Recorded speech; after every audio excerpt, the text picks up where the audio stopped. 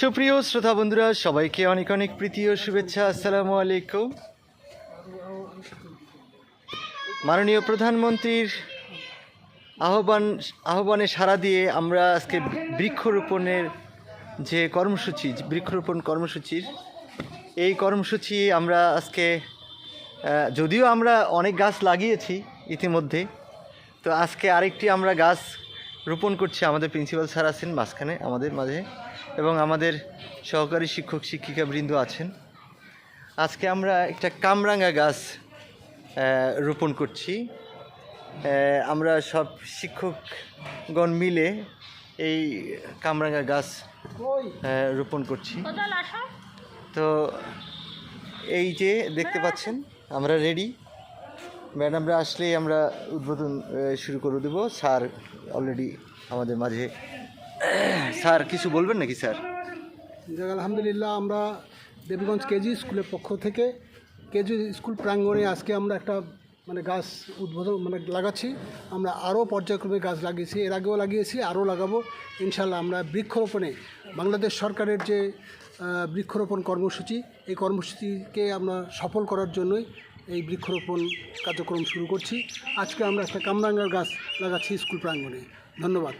ধন্যবাদ স্যার।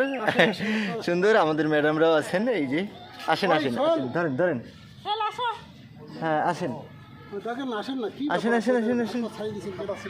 হাত পা ছাড়িয়ে দিচ্ছে সবাই। এই যে ম্যাডামরা আছেন, স্যাররা আছে সবাই। হ্যাঁ, বিসমিল্লাহির রহমানির রহিম। আমরা এই যে বৃক্ষরোপণ করছি। ও আনার ম্যাডাম দিছে নাকি? ও আচ্ছা, আমাদের এই গাছটি গিফট করেছেন আমাদের আনারা ম্যাডাম। এই যে ম্যাডাম, সত্যি এটা প্রশংসার দাবি রাখে।